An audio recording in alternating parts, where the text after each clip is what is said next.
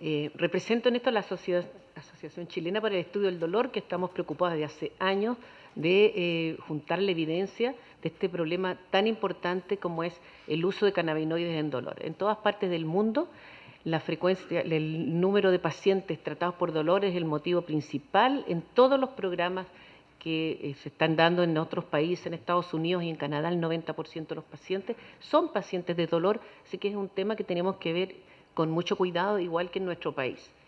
¿Qué entendemos entonces por dolor? ¿Qué entendemos por evidencia? Nos vamos a poner de acuerdo en eso. Dolor es una cosa que todos sufrimos, pero no todos tenemos claro las definiciones, y para eso vamos a recurrir a la definición oficial de la Asociación Internacional, y dice que es una experiencia sensorial y emocional desagradable. Lo emocional le da el carácter específico al dolor y lo diferencia de otras sensaciones, producto de un daño tisular que está presente, que es real, o que en algunas ocasiones del dolor no está presente, especialmente lo que es el dolor crónico. Esta es una experiencia entonces especialmente subjetiva y que tiene varias vertientes, y eso lo hace especialmente complejo cuando analizamos los resultados de los analgésicos. Por un lado hay un daño tisular, que es lo que nosotros más evidentemente entendemos cuando tenemos un daño en la piel, o nos quemamos, o nos cortamos, o nos operan, y hay un estímulo físico potente. Pero este estímulo físico sufre un procesamiento emocional importante, y es lo que caracteriza el dolor, y es lo que finalmente da el sufrimiento. También influido fuertemente por el procesamiento cognitivo, nuestros pensamientos, nuestras expectativas, el significado del dolor, las experiencias previas, la biografía del paciente, hace que este procesamiento cognitivo finalmente termine por integrar todo esto y el paciente sienta el dolor. Esto entonces nos hace pensar de que el dolor obviamente es lo menos objetivo, es básicamente una experiencia subjetiva influida por muchos aspectos, y eso tiene que ver con el tratamiento.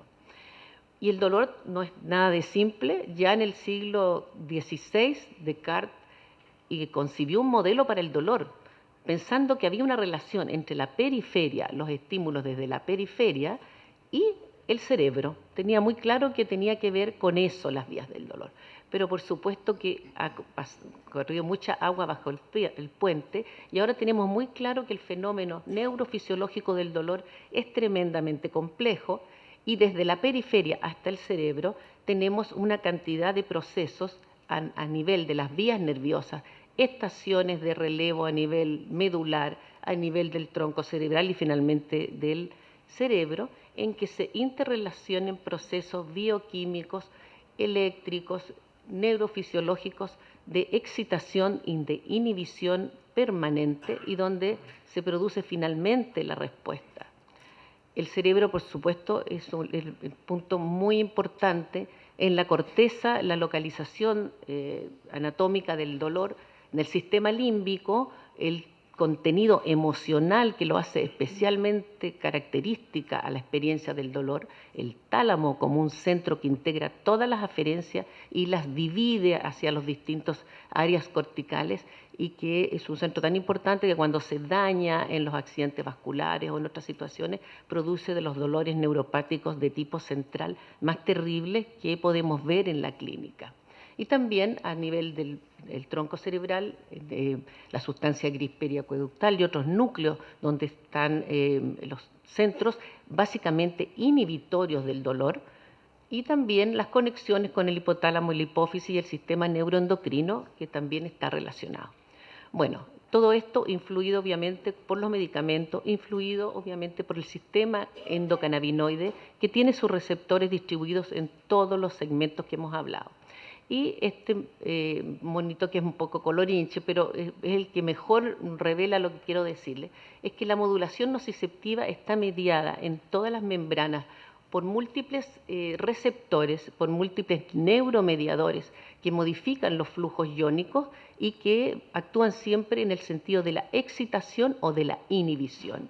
Tenemos la sustancia P, el glutamato, el GABA, la glicina, los opioides, la serotonina, la norepinefrina, los canales NMDA, y también en esto están el sistema cannabinoide, que interactúa con todo este sistema, tanto a nivel medular, tronco del encéfalo y el cerebro, para modular el dolor, otro tipo de funciones, el estado de ánimo, el apetito, el sueño, el tono muscular. Entonces pueden imaginarse por qué el sistema endocannabinoide obviamente participa en muchas funciones, entre ellas el dolor. Quiero que aclaremos de que los dolores no son todos iguales, hay dolores agudos, que son los que se producen en corto tiempo, y todos entendemos que un trauma, una quemadura, una cirugía es un dolor agudo que tiene un manejo muy específico, pero otra cosa es cuando el dolor se prolonga en el tiempo y se transforma en un dolor crónico, más de 3 meses se dice, y ahí hay muchos ejemplos: dolores de espalda crónicos, osteoartritis, neuropatías, patologías degenerativas, cefalea, fibromialgia, todo que constituye el gran problema para la medicina, el manejo del dolor crónico. Y tan importante es el problema que ya tenemos cifras, incluso en Chile, reciente, la Sociedad del Dolor hizo la primera encuesta en Chile, que muestra que el dolor crónico afecta al 30% de los chilenos, con esa definición de dolor prolongado, y que a veces el dolor llega a ser muy severo en el 18% de las personas, moderado en el 60% y leve en el 22%. Hay un alto costo que ya está demostrado en productividad, en licencias médicas, en pérdidas laborales por el dolor crónico, altos costos en la calidad de vida, en la capacidad de disfrutar y en el resultado total de la vida de las personas. Hay aspectos epidemiológicos específicos muy importantes. El grupo de dolor crónico es un grupo en el cual se expresan mucho más las mujeres, mucho más las comorbilidades de trastornos del ánimo, más los resultados laborales, baja en los niveles económicos. Es un problema muy importante de nada más que la relación con el dolor crónico en este grupo. Y también un grupo de alto riesgo de iatrogenia, de usar drogas que dañan a los enfermos, que creen en ellos dependencias o adicciones, o que dañen sus órganos, el corazón, el hígado, los riñones, con el uso indiscriminado, por ejemplo, de antiinflamatorios. Luego es un problema de salud pública de mayor nivel, y este tema del dolor crónico va a ser abordado, como nos dijo la doctora Ahumada, en forma ya más oficial por el Ministerio de Salud en los próximos desarrollos de los programas AUGE. Quiero que entendamos que el dolor agudo y el crónico no tienen nada en común en su fisiopatología y en su manejo, salvo la palabra dolor. También los dolores tienen otras características, como de tipo nociceptivo, de tipo neuropático. Vamos a hablar harto de trabajos en dolor neuropático, que son dolores más complejos por disfunciones del sistema nervioso, tanto central como periférico, y todos conocen ejemplos o han sufrido neuropatías de distinto tipo. Han visto personas con neuralgia posherpética, con esclerosis múltiple. Muchos pacientes tienen dolores mixtos y los fármacos son distintos. Y también hay un grupo de dolores que hay que mirar con atención, como es, por ejemplo, dolores disfuncionales, que no tienen ninguna de las características anteriores y que son producidos por una alteración del procesamiento en el sistema nervioso central, como es, por ejemplo, la fibromialgia, y también dolores idiopáticos sin causa y que tienen que ver con la somatización o la expresión de la ansiedad o de otras situaciones de la mente a través del cuerpo, y que son a veces objeto de muchos tratamientos. Bueno, dicho esto, vamos a hablar ahora de las evidencias en el uso de cannabinoides en dolor. Creo de que pude presentar la complejidad de entender el efecto de los cannabinoides, porque es distinto los tipos de dolor, la prolongación del dolor y los aspectos que llevan esos individuos, porque los cannabinoides van a producir en ellos también otros efectos, como ya sabemos. ¿Y por qué es complejo manejar, analizar el beneficio? Porque hay una gran cantidad de información variada, muchas veces no rigurosa y con muchos sesgos. Más de 700 estudios relacionados con cannabis salen año a año. También se estudian miles de formas de cannabis distintas, naturales y sintéticas, en muchas patologías y en muchos tipos de dolor. ¿Qué podemos concluir del análisis de la literatura con todas las dificultades que tiene? Bueno, Uno, que se han hecho estudios de todo tipo y con todo tipo de formas de cannabis. Acá están todas las formas farmacéuticas que existen en el mundo. La nabilona, el Sativex, que es una asociación de, como han dicho, de THC con CBD, el producto que está ya acá en Chile, que es lo mismo, la misma asociación, el dronabinol y también muchos estudios con hierba de marihuana procesada de distintas maneras. Bueno, también decir que cuando hablamos de evidencia hablamos de buenas investigaciones. Aquí está una cúpula donde están las revisiones sistemáticas que buscan los estudios randomizados controlados, como ya la doctora definió, otros estudios de cohorte, estudios caso-control, retrospectivos, series de casos, hasta que llegamos a la opinión de los expertos. Los expertos podemos opinar lo que nosotros vemos con los pacientes, pero cuando hablamos de evidencia hablamos de esto, de la cúpula, de la mejor revisión a partir de lo cual se pueden tomar decisiones que afecten a la población.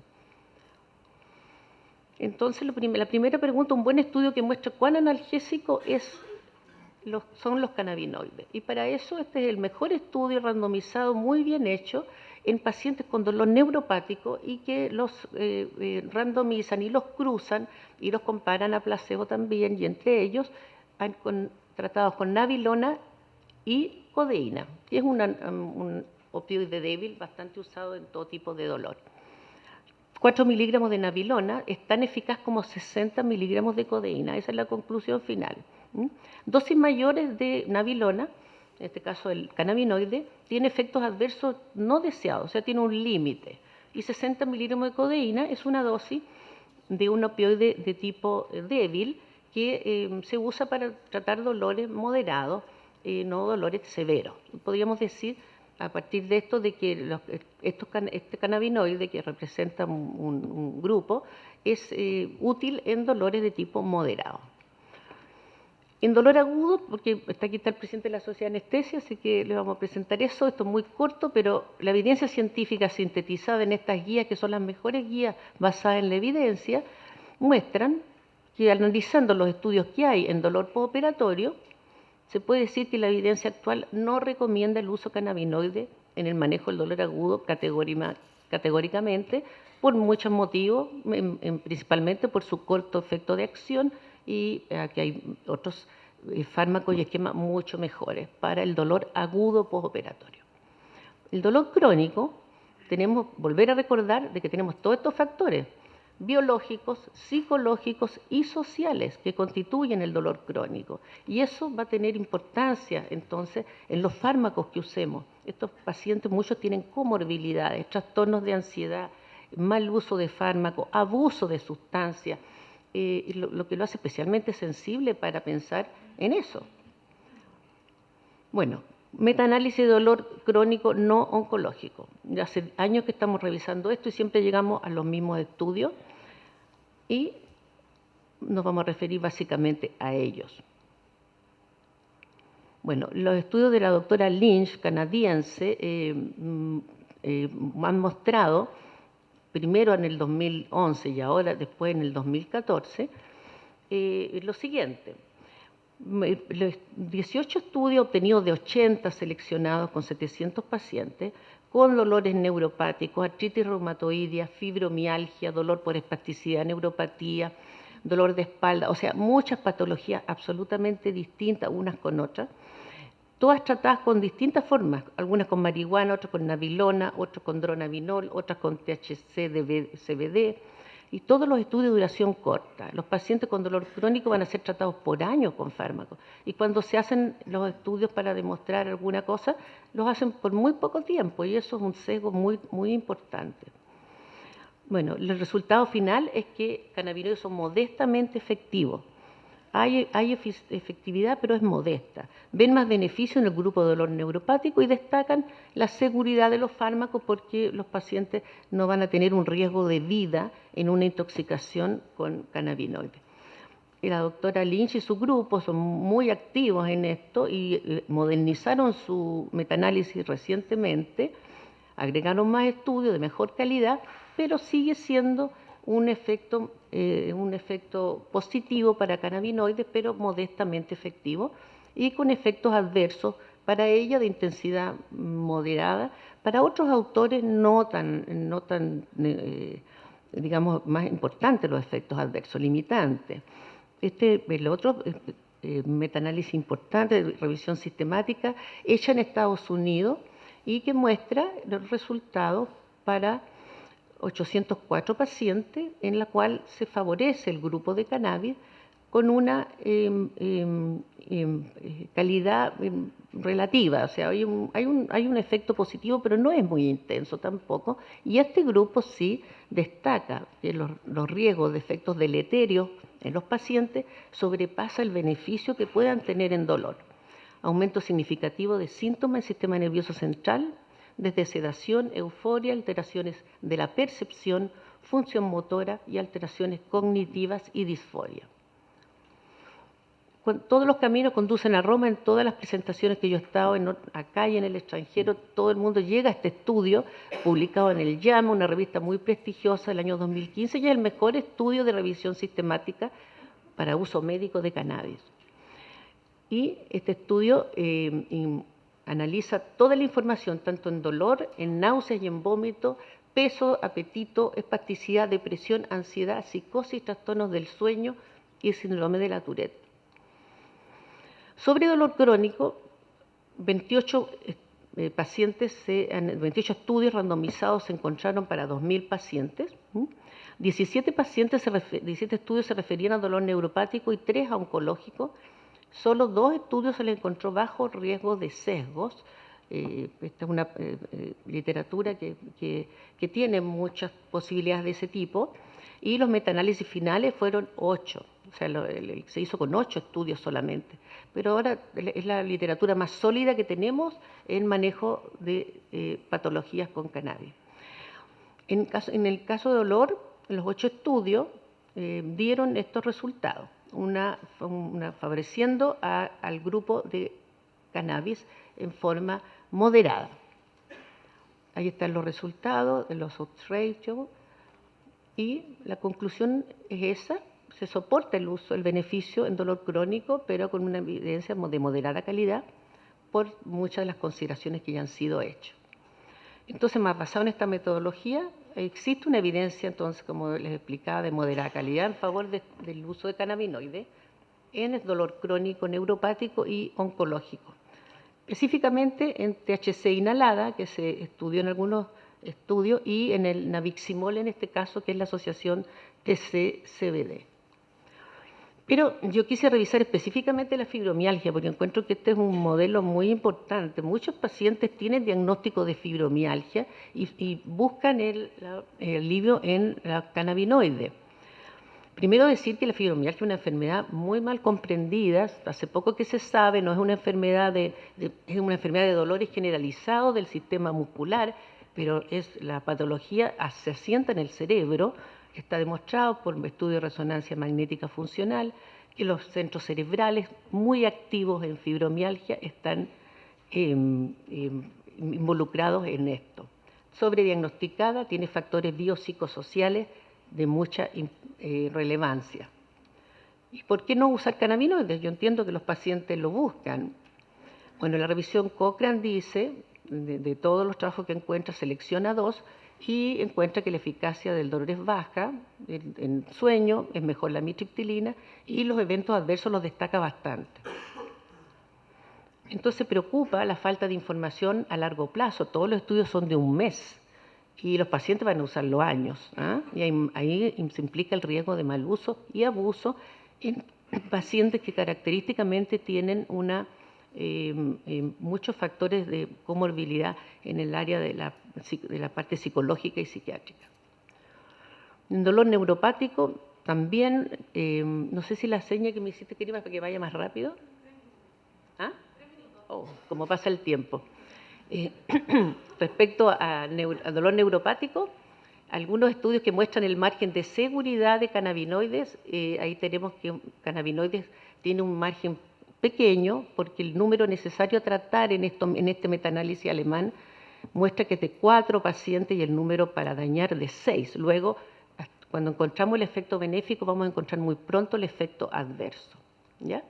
Las guías del grupo de interés de la IASP, donde trabajan las personas más importantes en dolor neuropático, en las últimas guías ponen los cannabinoides en dolor neuropático con recomendaciones débiles contra su uso, o sea, no las valida. Pero en Canadá, como dijimos, se usa mucho la cannabis, la marihuana sobre todo, y a pesar que no está respaldado oficialmente por el Ministerio de Salud de Canadá, tienen reglamentos para que las personas accedan a la marihuana medicinal. Y ahí dicen que respecto de los neuropáticos, la primera línea son los tradicionales fármacos gabapentina, tricíclico, inhibidores de la recaptación, el tramadol, y los opioides analgésicos en la segunda línea, y en la tercera línea los cannabinoides, cuando los fármacos anteriores no han sido suficientes. Y también tienen literatura en la cual le enseñan a las personas, a los médicos a autorizar el uso de plantas de marihuana en dolor neuropático, en dolor severo, tiene que ser un dolor muy severo, que haya tenido respuesta refractaria a la analgesia estándar, que haya sido refractario a los cannabinoides orales que existen. En ese caso, podrían autorizar el uso de marihuana fumada siempre que no haya contraindicaciones como que sean menores de 25 años, que no tengan trastornos de abuso de sustancias, muchas condiciones para poder autorizar esto. En dolor oncológico, los pacientes oncológicos tienen muchas necesidades, múltiples formas de sufrimiento, múltiples síntomas, mucha desesperanza y desilusión de la medicina tradicional. No es raro que los pacientes busquen, obviamente, y en el cannabinoide entonces se vuelvan hacia estos fármacos que por sus características y por la popularidad, como han dicho, que tienen en la opinión pública. Los metaanálisis, los estudios realmente que soportan un análisis serio son dos. Uno de Johnson, que favorece a cannabis, y otro de Portenoy, que no lo favorece. El estudio de Johnson es un estudio como modelo en que usan esta asociación THC-CBD en pacientes que tienen dosis altas de morfina, que su dolor es refractario y que se randomizan a recibir THC solo, THC-CBD y placebo. La mezcla presenta beneficios en los pacientes y con algunos efectos, por supuesto, en el área cognitiva que tienen que ser considerados. Entonces podemos decir que la modulación del sistema con esta asociación mostró ser un ayudante en el control del dolor en los pacientes sin cambiar su terapia opioide de base. Entonces, reflexiones.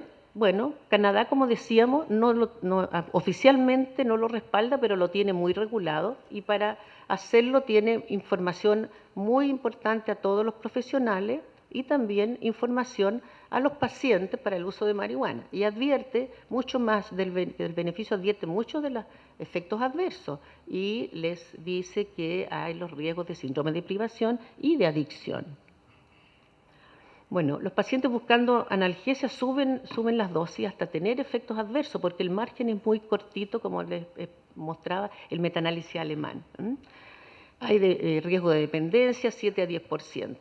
Y esto es muy importante en los productos herbales de composición desconocida, sin adecuado seguimiento clínico y no regulado por médicos y equipos de dolor especialistas.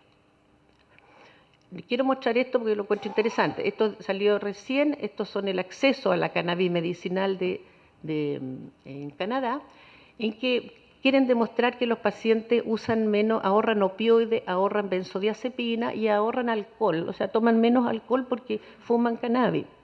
Pero a mí me llama la atención esto, que el 42% de esos mismos enfermos, además de esa cannabis que tienen acceso libre a través de los dispensarios, usan cannabis ilegal. Luego, obviamente, que esto nos dice que el uso de cannabis tiene que ser por forma farmacéutica y no estas experiencias de varios años en el mundo que yo pienso que están tocando su techo. Los cannabinoides se han utilizado entonces como analgésicos por siglos, pero la base de evidencia para su uso todavía es pobre. Puede haber beneficio en el agonismo de algunos sistemas en algunos pacientes seleccionados. Lo racional es el uso de productos farmacéuticos de alta calidad y usados por especialistas. No ocupan ningún vacío existente en control de síntomas, pero podrían aportar en el paciente con dolor por cáncer, por lo que dije al principio, son pacientes con muchas necesidades y los efectos de cannabis colaterales en cuanto al sueño, en cuanto a la sensación de bienestar, a la ansiolisis, al efecto antinauseoso en algunos pacientes, pueden ser que hagan valorable este fármaco en los pacientes de cáncer. Yo propongo un camino chileno, rigurosidad científica, y esto lo demuestra. Responsabilidad de las políticas de salud y no con otros intereses que están mezclados desgraciadamente en nuestro país en la conversación sobre cannabis. Si algo es necesario en salud, hay que financiarlo. Si esto sale caro tener cannabis de buena calidad, tenemos los programas GES, que tenemos los mejores fármacos del mundo para nuestros pacientes. Estará en las canastas GES. Proteger a la población vulnerable de los daños de las drogas también tiene que ver en esta conversación y en ponerle seriedad a la conversación sobre cannabinoides y los pacientes. Muchas gracias.